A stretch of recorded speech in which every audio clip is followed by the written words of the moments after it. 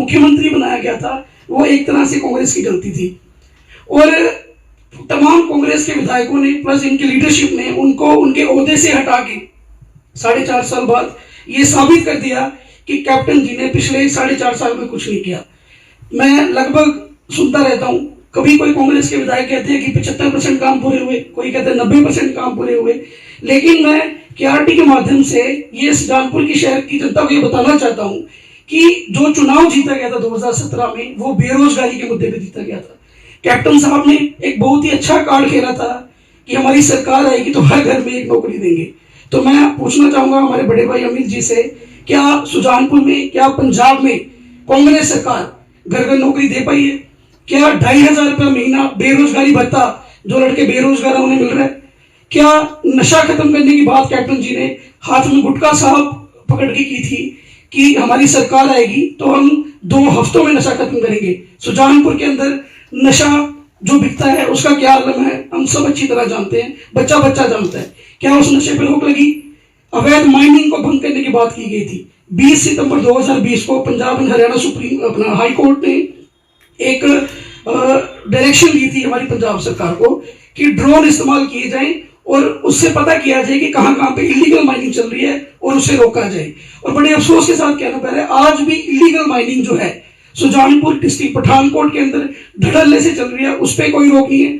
जहां पे हम बैठे हैं यहाँ से 2 किलोमीटर दूर जो है शहर शनी गाँव है, उस शहर शनी गाँव की हद के आसपास मतलब 10 मीटर भी दूरी नहीं है जहां तक माइनिंग आ गई है। कुछ रूल्स रेगुलेशन जो होते हैं कि किसी गांव से इतनी दूरी तक जो है वो उसकी उस हद को पार करके माइनिंग नहीं आ सकती, लेकिन शहर शनी गांव के अंदर तक माइनिंग आ चुकी है। उस गांव के लोग रोज धरने दे रहे हैं, पिछले 5.5 साल से 5 साल से धरने दे रहे हैं, उनकी सुनवाई नहीं हो रही। तो क्या अवैध माइनिंग बंद हो चुकी है? इसी तरह से तमाम कई मुद्दे हैं जो कांग्रेस सरकार जिनको पूरा करने में जो है पूरी तरह विफल रही है। अब लास्ट समय, क्योंकि अभी किसी ने बोला कि 26 दिन बचे हैं, तो मुझे नहीं लगता 15 दिन भी बचे हैं इस सरकार की। कोड ऑफ कंडक्ट लग जाएगा, आचार संहिता लग जाएगी, सरकार की सारी पावर्स चली जाएंगी, लेकिन जनता को बेवकूफ बनाने के लिए कॉम्प्रोमाइज सीएम को लाए हैं और उन्होंने सिर्फ ऐलान ही किए हैं। मुझे बड़ी हैरानी है। मैं एक बात हमारा शो का जो उद्देश्य था वो वाकई सुजानपुर था, लेकिन हम थोड़ा सा पहले बात कर रहे थे पार्टीज की। आम आदमी पार्टी की बात करें तो चेहरा अभी तक कोई नहीं ले पाए। अभी तक जो मुद्दे थे आपके, अगर आप लेके आए मुद्दा बिजली का, तो भाजपा माफ कीजिएगा कांग्रेस ने वो हल कर दिया, कांग्रेस ने वो करके दिखा दिया। तो चेहरा क्यों नहीं अभी तक आम आदमी पार्टी दे पाई कोई भी पंजाब के मुख्यमंत्री के लिए? सबसे पहले मैं आपको बता दूं, हमारे अरविंद केजरीवाल जी कहते हैं हम राजनीति करने नहीं सिखाने आए हैं। आम आदमी पार्टी ने बिजली का मुद्दा पंजाब में उठाया तो बिजली के रेट कम करा दिए। जमीनी स्तर पे वो कम हुए कि नहीं हुए वो तो अभी जब बिल आएंगे पता चलेगा। अभी तो सारे बिलों को होल्ड पे डाल दिया कि एक बार चुनाव खत्म हो जाना तो उसके बाद भेज देना अगर हमारी सरकार। फिर आप मुद्दे उठाने पे ही रही है ना, राजनीति क्या करेंगे करके आप? सर देखो, मुद्दे उठाइए, मुद्दे हल कर रहे हैं सरकार। मुद्दे हल नहीं हो रहे हैं सर, ये सब जनता को बेवकूफ बनाने के वादे हैं। मैं एक बड़ा अच्छा एग्जाम्पल आपको देता हूँ। आज से 15 दिन पहले चरणजीत चन्नी जी ने अखबारों में बड़े बड़ी जो थे इश्तिहार दिए कि रेता बजरी का जो रेट है वो 5 रुपए पर स्क्वायर फुट कर दिया। मतलब 1 सैकड़ा रेता 100 स्क्वायर फुट रेता जो है 550 में हम ट्राली देंगे।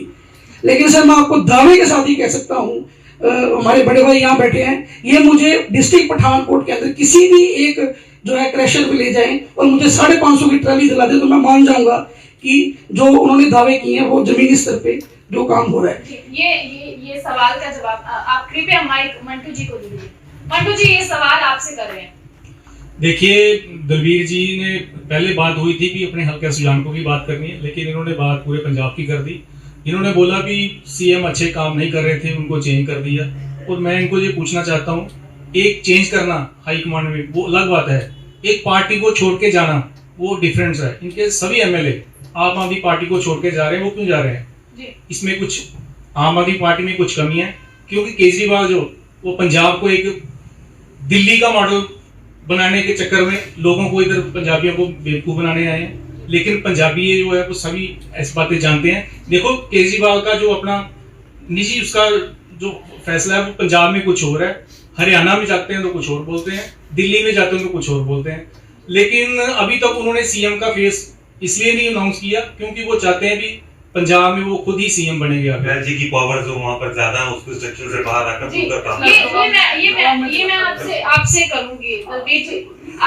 एक के बाद एक विधायक का पार्टी छोड़कर जाना, कांग्रेस पार्टी में जाना, जबकि केजरीवाल जी, दिल्ली की सुप्रीमो केजरीवाल जी जब ताबड़तोड़ दौरे कर रहे थे, उसके बावजूद भी विधायकों का पार्टी छोड़कर जाना, और किस तरह से आप देखते हैं? आपकी पार्टी में लगता है कि शायद ही ऑल इज नॉट वेल है, इसके बारे में आपका क्या कहना है जो उन्होंने कहा? सबसे पहले तो मैं बता दूं, मैं आम आदमी पार्टी को यहाँ पर रिप्रेजेंट कर रहा हूँ, तो बहुत ही बड़ा ये मसला है। मुझे लगता नहीं कि कोई एक मसला है ये कि सीएम कौन बनेगा। एमएलए चुन के जाएंगे और वो खुद अपना एक सीएम डिसाइड कर देंगे। लेकिन मैं आपको आश्वासन दे दूं कि 20 तारीख को अरविंद केजरीवाल जी पंजाब में आ रहे हैं और वो मुख्यमंत्री का चेहरा जो है वो अनाउंस करेंगे। पार्टी प्लेटफॉर्म पे ऑलरेडी ये डिसाइड हो चुका है कि पंजाब का मुख्यमंत्री कौन होगा। ये भी खबरों में जो सूत्रों के हवाले से आ रहा है कि भगवंत मान जी और केजरीवाल जी के बीच में कुछ भी सही नहीं चल रहा, उनमें भी ऑल इज नॉट वेल है।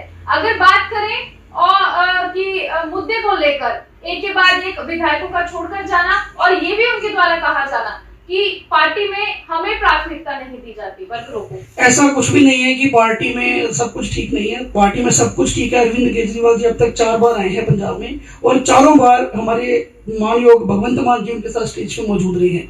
किसी भी तरह की कोई एक भी स्टेटमेंट ऐसी पार्टी के खिलाफ नहीं है। रही बात जो एमएलए छोड़ के जा रहे हैं, तो मैं ये कहूंगा ये उनकी व्यक्तिगत महत्वाकांक्षा कुछ हो सकती है, और बाकी राजनीति में आना जाना चलता रहता है। ये कुछ पहली बार नहीं हो रहा। पंजाब में इस समय जो पीपीसीसी के जो चेयरमैन अपने जो अध्यक्ष बनाए हैं सरदार नवजोत सिंह सिद्धू, हमें ये भूलना नहीं चाहिए कि वो भी भाजपा छोड़ के आए। तो हॉर्स ट्रेडिंग जो है, एमएलए को खरीदना, एमएलए को बेचना, ये बहुत समय से राजनीति का हिस्सा रहा है।